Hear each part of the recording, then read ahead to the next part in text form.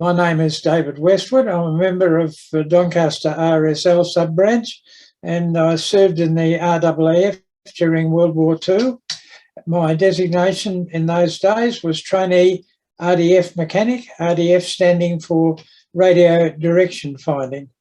We were part of an early warning system which the military found necessary in order to warn of the approach of enemy, either by sea or air. To start with, we had gear which had come to us from the UK. It was 20 tonnes in weight or thereabouts, and almost impossible to move to remote coastal locations, and certainly not by air. And therefore, in Australia, we set about designing our own lightweight air warning system, which totaled about 1.5 tonnes in weight. A radar unit consisted of about 30 to 35 people, of whom about 65% were either operators or mechanics, and the other 35% were support staff. We operated the radar 24 hours every day, 7 days a week. Now, as the units were being prepared, so the men had to be prepared, and therefore the technical training had to be set up, and the School for Technical Training, number 1 school, was based on the exhibition building in Melbourne. From there, we paraded every morning and marched to Lonsdale Street in Melbourne, where there was part of the Melbourne Technical College. Having finished our rookie training, we were then transferred to the number 1 School for Technical Training, which was based on the exhibition building in Melbourne. There we took the course which had been condensed from 3 years to 6 months to become wireless mechanics.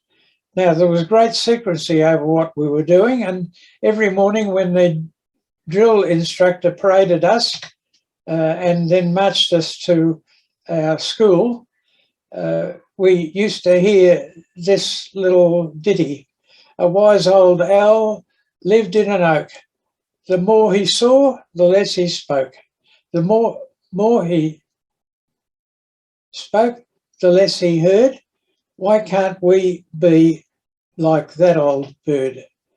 Now, that daily march saw us learning with Navy personnel as well to become wireless mechanics.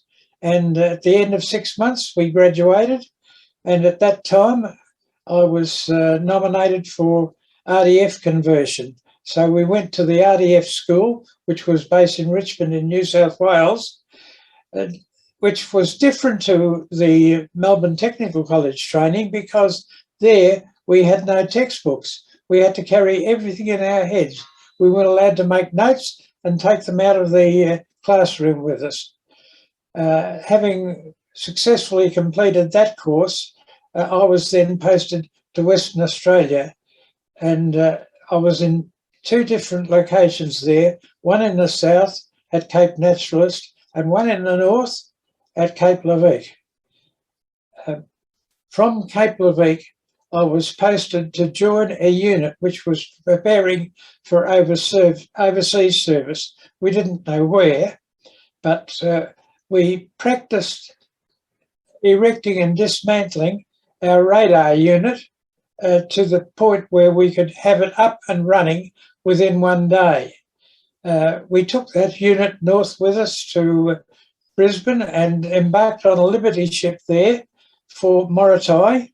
And after a week in Morotai, we boarded an LST landing craft in which we travelled to Borneo, and we were involved in the landing at Labuan towards the end of the war.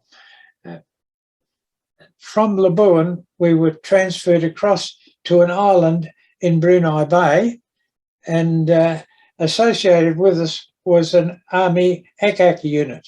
So if we spotted a plane, they could then take a ping at it with their anti-aircraft guns. While we were there, we celebrated VP Day, and Brunei Bay was full of the American Navy, and the pyrotechnics display that they put on VP Day was something to be imagined. It was wonderful. After that, we dismantled our unit, transferred back to the island of Labuan, and waited there for transfer back to Darwin.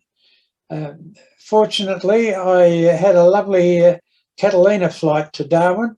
They fly at a low altitude, and so we had a great vision of the islands as we flew over them on our way back home. After a week or so in Darwin, I boarded a Liberator and was loaded onto the Bombay, and flew 7 hours in the Bombay of that Liberator, seeing absolutely nothing and feeling the extremely cool air through which we were flying. I almost froze to death. And how glad I was when we finally reached Laverton, and I was able to leave the plane and travel home after serving for 3 years, 3 months, 3 days, and I suppose it might have been 3 hours even in the Air Force. How relieved I was to be home. Oh, well done. Bye-bye. Bye-bye.